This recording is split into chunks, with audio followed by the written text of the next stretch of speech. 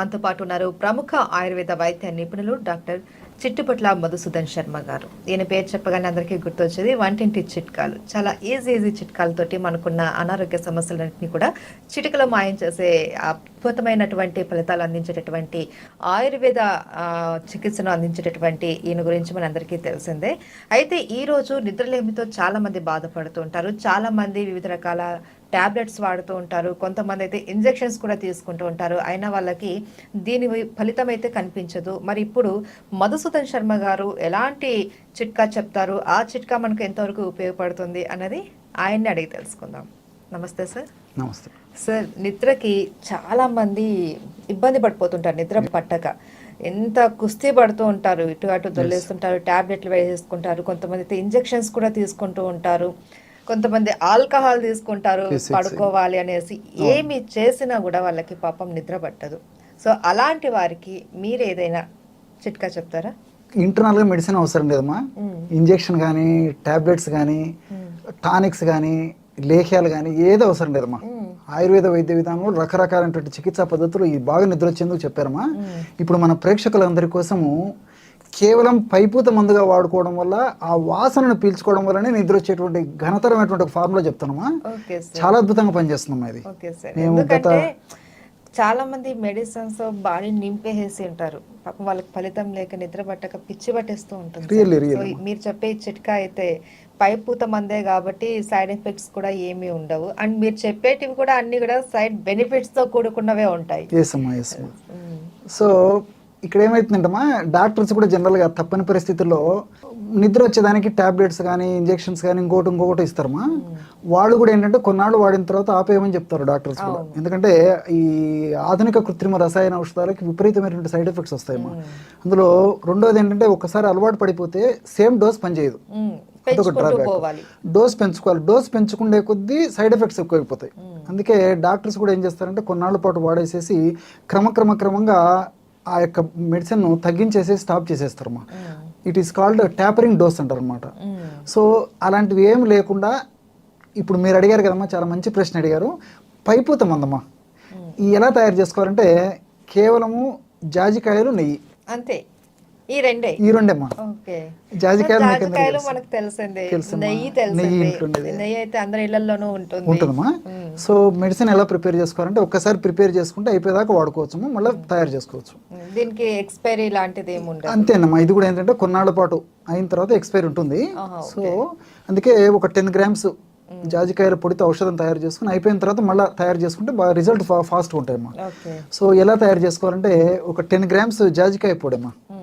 So జాజికాయలు కూడా ఎలాంటివి తీసుకోవాలంటే మనకు మార్కెట్లో జాజికాయలు పుచ్చుబట్టినవి, మంచివి, తర్వాత సబ్స్టాండర్డ్ రకరకాలు దొరుకుతాయమ్మా. మనం తెచ్చుకునేటప్పుడు మంచివి నాణ్యమైనటువంటి జాజికాయలు తెచ్చుకోవాలమ్మా. మీకు ఎలా డాక్టర్ గారు ఎలాగ అనుకుంటారు అని చెప్పేసి మీకు డౌట్ వస్తుంది. ఆ నాణ్యమైనవి బాగా బరువు ఉంటాయమ్మా. వెయిట్ ఎక్కువ ఉంటే జాజికాయలో ఔషధ గుణాలు బాగున్నాయని చెప్పేసి అది బాగుందని చెప్పేసి అర్థమమ్మా. తేలిగ్గా ఉన్నటువంటి జాజికాయలు కాదు, పుచ్చి పట్టిపోయింటామా. అందులో అది మనం అది పగలగొట్టినప్పుడు కూడా లోపల కలర్ కూడా వేరే రకంగా ఉంటుందమ్మా. అలాంటిది కాకుండా అందుకే బాగా బరువు ఉన్నటువంటిది అమ్మా స్వచ్ఛమైనట్టు తెచ్చుకోవాలమ్మా. దొరుకుతాయమ్మా, ప్రాబ్లం అయితే ఏం లేదు. అలాంటి జాజికాయలు తెచ్చుకొని చూర్ణం చేసి ఒక 10 grams తీసుకోవాలమ్మా. 20 grams నెయ్యి, స్వచ్ఛమైన నెయ్యి, అంటే డబల్. 10 grams జాజికాయ పొడి అయితే 20 grams నెయ్యి.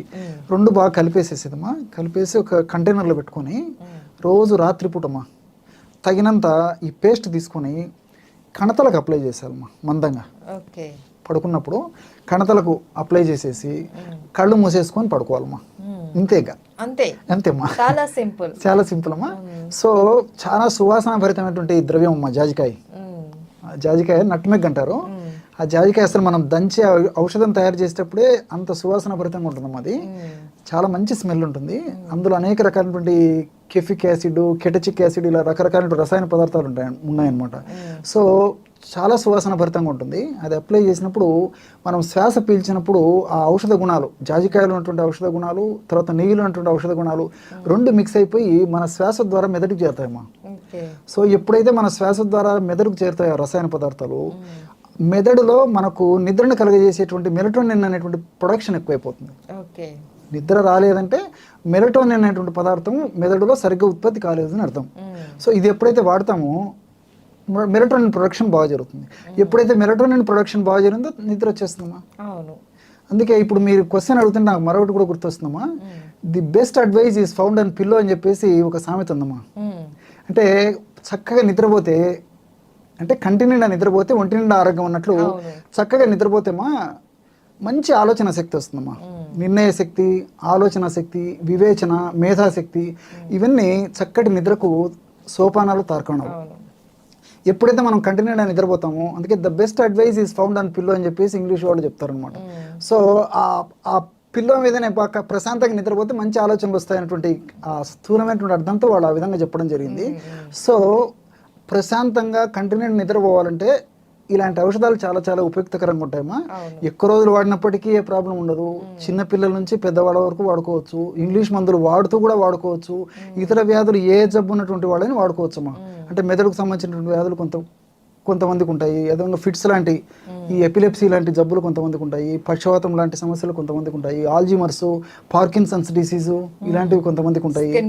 స్కిన్ ప్రాబ్లమ్స్ ఉంటాయి. తర్వాత ఈ షుగరు, బీపీ, తర్వాత మానసిక ఒత్తిళ్ళు, ఇలాంటి అనేక రకాలైన ప్రాబ్లమ్స్ వల్ల దేని వల్ల నిద్ర రాకపోయినా ఈ యొక్క ఔషధం అద్భుతంగా పనిచేస్తుంది. ఇంకోటి ఏంటంటే కొన్ని రకాలైనటువంటి ఆధునిక కృత్రిమ రసాయన ఔషధాలు వాడినప్పుడు కూడా నిద్ర పట్టదమ్మా.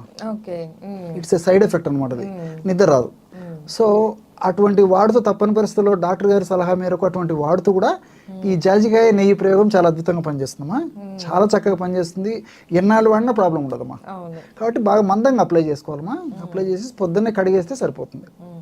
సార్ ఇది ఓన్లీ నిద్రకేనా, ఇంకా దేనికైనా మనం యూజ్ చేసుకోవచ్చు? ఇది నిద్రకు పనిచేస్తుంది. తర్వాత ఇంకొంతమందికి ఏమవుతుందంటమ్మా, ఇప్పుడు ముఖ్యంగా కాళ్ళు చేతులు మంటలు ఉంటాయమ్మా.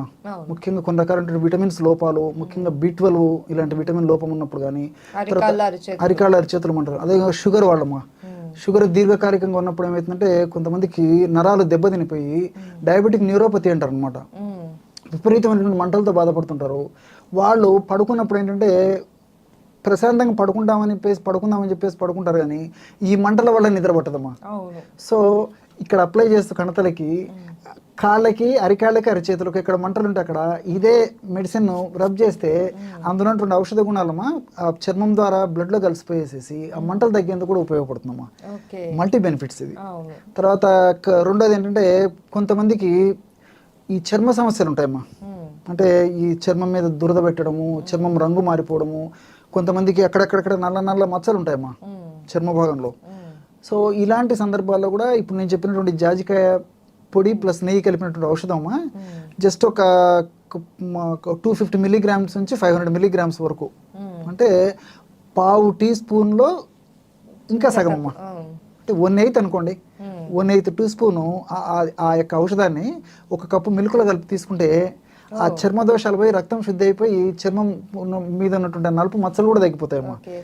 పై పూతగానే కాకుండా మనం ఇంటెక్ కూడా తీసుకోవచ్చమ్మా. తర్వాత ఇదే కొంచెం పుళ్ళు అవుతుంటాయి కదమ్మా, పుళ్ళు, గాయాలు, అదేవిధంగా ముఖ్యంగా ఈ వంట గదిలో పనులు చేసుకునేటప్పుడు కూడా ఆడవాళ్ళకు, మహిళలకు కారణం జరుగుతుంటామా. ఈ ఔషధం ఉంటే గిన జాజికాయ నెయ్యితో చేసుకుంటున్న ఔషధము అప్లై చేస్తే చాలా త్వరగా పుండు మాడిపోతుంది. తర్వాత సెప్టిక్ కాదు, ఇన్ఫెక్షన్ రాదు, నొప్పి ఉండదు, వాపు ఉండడం, మచ్చ ఉండడం ఏం ఉండదమ్మా. ఇన్ని మల్టిపుల్ బెనిఫిట్స్ ఉంటాయమ్మా. అందుకే ఔషధం ఒక్కటైపోయిన నెంబర్ ఆఫ్ బెనిఫిట్స్ అనమాట. సింపుల్, ప్రతి దానికి వాడుకోవచ్చు. ఇట్లా చాలా ఉన్నాయమ్మా. సందర్భానుసారంగా నేను దాన్ని బట్టి చెప్తుంటాను. Okay sir, thank you.